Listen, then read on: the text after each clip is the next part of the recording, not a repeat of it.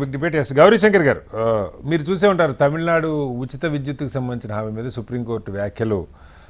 ఒక క్రైటీరియా లేకుండా ఎన్నికల ముందే ఇలాంటి హామీలు ఇవ్వటం ఎట్లా అని.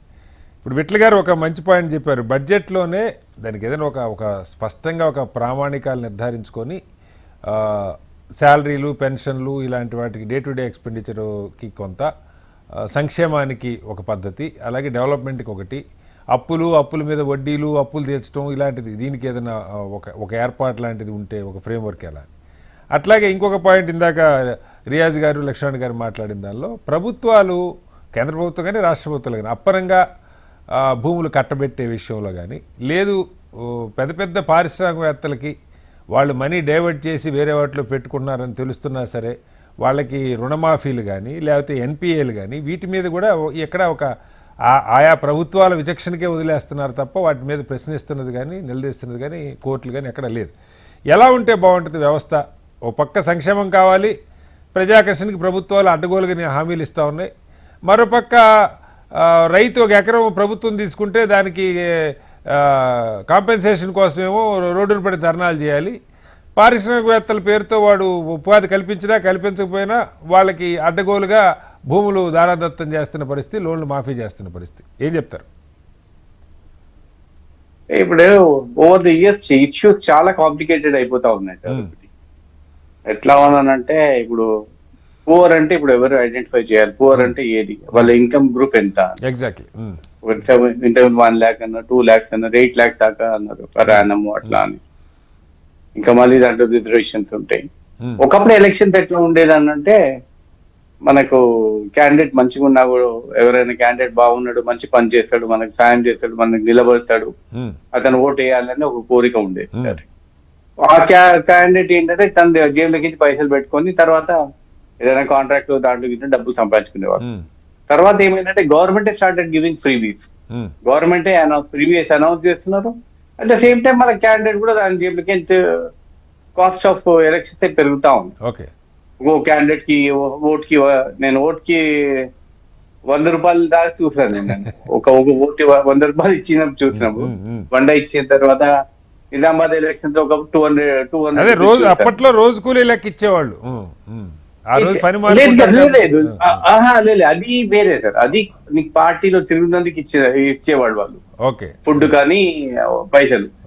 ఓటర్ స్లిప్ తోటి 100 రూపాయల నోటు, 200 రూపాయల నోటు ఇండ్లలో వేసిపోయేవాళ్ళు. అది ఒక కల్చర్ డెవలప్ అయింది.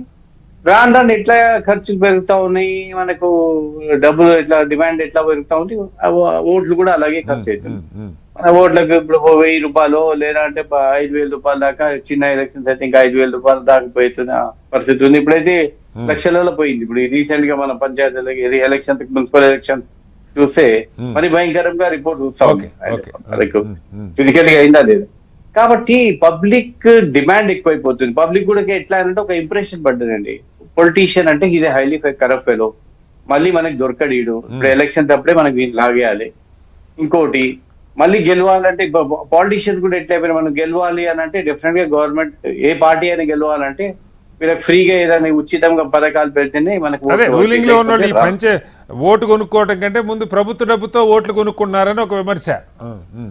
అంతే కదా, ఇది క్లియర్ గా ఉంది. అది చాలా ఓపెన్. ఇప్పుడు 6 గ్యారెంటీలు పెట్టు, లేదంటే ఇప్పుడు రేపొద్దున ఏ పొలిటికల్ పార్టీ అయినా అది తప్పేటట్లేదు. ఇంకోటి ఏదైనా ఫ్రీ అనౌన్స్ చేసినాక తీయాలంటే మాత్రం ఎవరికి అంత తీయట్లేదు. ఇప్పుడు మనకు రాజశేఖర్ రెడ్డి గారు ఉన్నప్పుడు మనకు ఫ్రీ పవర్ పెట్టారు. ఎందుకంటే బికాస్ డ్రాట్ కండిషన్స్ లో ఉండే చంద్రబాబు నాయుడు పీరియడ్ చాలా డ్రాట్ అయింది, చాలా మంది చనిపోయారు, 15,000-20,000 మంది చనిపోయారని పెట్టారు. ఆ తర్వాత కేసీఆర్ గారి పీరియడ్ 8 years కంటిన్యూస్ గా మంచిగానే ఉండేది. మనకి వర్షాలు బాగా పడ్డాయి, గ్రౌండ్ వాటర్ పెరిగినాయి, కానీ ఆ స్కీమ్ అలాగే కంటిన్యూ అవుతుంది. 9 గంటల కరెంట్ పోయి 24 గంటల ఉచిత కరెంట్ అని ఒకటి వచ్చింది. అలా రకరకాల సార్ ఇంకా మిస్యూజ్ అవుతుంది, చాలా చోట్ల వేస్ట్ అవుతున్న విమర్శలు కూడా ఉన్నాయి. దాన్ని ఏమైతుందంటే ఒక్కసారి ఆ ఓటర్ కి ఒక అలవాటు చేసిన ఒక స్కీమ్ అది తీయాలంటే మాత్రం ఏ పార్టీకి భయం అది. ఇప్పుడు నా ఇటు రైతు భరోసా స్కీమ్ ఒకటి, ఈ ఫ్రీ పవర్ ఒకటి స్కీమ్ మాత్రం చాలా ఇదైపోయింది. ఇప్పుడు మనకి తమిళనాడులో వెళ్తాం, మనం తమిళనాడులో అక్కడ గ్రైండర్స్, ఫ్రీ గ్రైండర్స్ ఇవ్వాలి, లేకుంటే ఫ్రీ ఫ్యాన్లు, అమ్మ ఫ్యాన్స్ అని అమ్మ ఫ్యాన్లు, అమ్మ తాలిబొట్లు చాలా ఉన్నాయి, ఒకటి కాదు, తాలిబొట్లు ఉన్నాయి, కలర్ టీవీలు, ఫ్రిడ్జ్. ఇంట్రెస్టింగ్ ఏంటంటే మన అమ్మ ఫ్యాన్స్ అన్ని మ్యానుఫ్యాక్చర్ చేసేది బాలనగర్, హైదరాబాద్ లో. ఓకే, ఇక్కడ నుంచే సప్లై అయ్యేది వాళ్ళు. నేను వెళ్ళి చూసాను కూడా, ఫ్యాక్టరీ రాశారు కూడా పేపర్ లో. అలాగే పబ్లిక్ లో కూడా ఏంటంటే వాళ్ళకు ఆశలు పెరిగింది. ఒకటి ఇంప్రెషన్ ఏంటంటే generally politician correct sir, public కూడా వదిలేద్దాం కాదు సార్. పబ్లిక్ అంటే ప్రభుత్వాలకి ఒక బాధ్యత ఉండదా? ఇప్పుడు డెవలప్మెంట్ విట్ల గారు చెప్పారు, ఏ రాష్ట్రం అన్నా కానీ ఏ ప్రభుత్వం అన్నా కానీ అందులో 12 రూపాయలు కూడా డెవలప్మెంట్ మీద, క్యాపిటల్ ఇన్వెస్ట్మెంట్ మీద పెట్టట్లేదు. ప్రాబ్లం ఏమైతుందంటే ఈ ఎలక్షన్స్ దిగగానే ఏ పొలిటికల్ పార్టీ అయినా ఎలక్షన్ ఎట్లా గెలవాలని చూస్తున్నారు అంతే తప్ప రాష్ట్రం ఎకానమీ ఏంటి అది ఏది తర్వాత దాటి సెకండరీ నా. First is how to win the elections. దానికి ఫస్ట్ అట్రాక్టివ్ స్కీమ్స్ పెట్టాలి. 6 గ్యారెంటీలు, 10 గ్యారెంటీలు, 20 గ్యారెంటీలు, ఫ్రీ బస్సు. అది ఫ్రీ బస్సు 4 రోజులు 10 రోజులు ఎంజాయ్ చేస్తారు. ఆ ఫ్రీ బస్ ఇచ్చిందా, ఆ తర్వాత రైతు భరోసా వస్తలేదని మళ్ళీ గొడవ స్టార్ట్ అయ్యింది. అదే మళ్ళీ ఏదైనా పండుగ పట్టు చీరలు పెట్టలేదు, మంచివి చీరలు పెట్టలేదు అని అది గొడవ అవుతా ఉంటుంది. తిరిగి ఫ్రీ బస్ మర్చిపోయారు, అయిపోయింది. దట్ ఈజ్ రాజ్గాయ్ బాద్గాయ్ అన్నట్టు మర్చిపోయారు. ఇప్పుడు అది ఫ్రీ బస్ మీద అది ఏముంది దాంట్లో, వాళ్ళు జేబులకి ఏం తీస్తున్నా, మా డబ్బులే కదా అని అంటారు. కాబట్టి అట్లా స్కీమ్ పబ్లిక్ లో ఒక్కసారి అలవాటు చేసినాక వాళ్ళని ఆ స్కీమ్ తీయాలంటే చాలా కష్టం. ఐ స్టిల్ రిమెంబర్, మనకు farmer prime minister of Singapore ఇక్కడ హైదరాబాద్ కు వచ్చినప్పుడు లివెన్ క్యూ ఆయన చెప్పాడు ఒక మాట, మేము అదే మీలాగా మేము ప్రామిస్ చేస్తే సింగపూర్ లో మేము జైలుకి వెళ్తాము, మీలాంటి ఇట్లా అడ్డగోలుగా ప్రామిస్ చేస్తా ఉంటారు అన్న. సుప్రీంకోర్టు అదే అడిగింది, అదే కదా.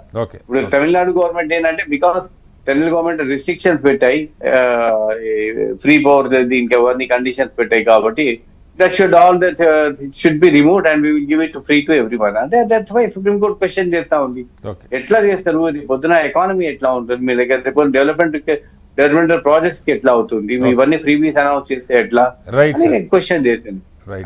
ఇట్ హాస్ టు రివ్యూడ్ అండి, ప్రతి పొలిటికల్ పార్టీ రివ్యూ చేయవలసింది. మళ్ళీ వస్తాను ఒకసారి. లక్ష్మణ్ గారు, కీలకమైన 2-3 అంశాలు అసలు నిజంగా పేదరికం నుంచి బయటపడటానికి అందాల్సిన విద్య, ఆరోగ్యానికి సంబంధించి ఎన్నిసార్లు మాట్లాడుకున్నా, ఎన్ని బడ్జెట్లు చూసినా చర్చ ఎక్కడ ఉంటుందంటే టీచర్లను పెంచారా, స్కూల్ బిల్డింగ్లు కట్టారా, ఇదే చర్చ చెప్తే నిజమైన విద్య ఎంత ఉందా లేదా చర్చ లేదు. ఆ బడ్జెట్లు కూడా అంతకంతగా ఆ జీతాలు కూడా ఆ టీచర్లకి వెళ్తున్నాయి, లేకపోతే బిల్డింగ్లు కట్టడానికి ఖర్చు పెడుతున్నారు. హాస్పిటల్ వైద్యం కూడా అంతే, నిజమైన వైద్యం ఎంత ఉందా లేదా అన్నది చర్చ లేదు. మూడోది, బేసిక్గా ఈ పథకాలన్నిటికీ కీలకం తెల్ల రేషన్ కార్డు సార్. ఆ తెల్ల రేషన్ కార్డు ఉంటే రకరకాల ఇతర ఉపయోగాలు ఉంటాయని చెప్పేసి దేశంలో ఏ ఒక్క రాష్ట్రంలో కూడా తెల్ల రేషన్ కార్డులు తగ్గినట్టుగా ఒక్క చోట కూడా మనం చూడాల ఈ 70 ఏళ్లలో సార్. ఎన్టీఆర్ ఉన్నప్పుడు 65 లక్షలు ఉంటే ఇవాళ 2,40,00,000, ఒక్కొక్క రాష్ట్రంలోనే 1 కోటి పైన తెల్ల రేషన్ కార్డులు ఏపీ తెలంగాణలో. పేదరికం పెరుగుతుందా, మళ్ళీ పేదరికం తగ్గింది, ఇందాకే ఎట్ల గారు చెప్తున్నారు గ్రోత్ రేట్ 11-12% ఉందని.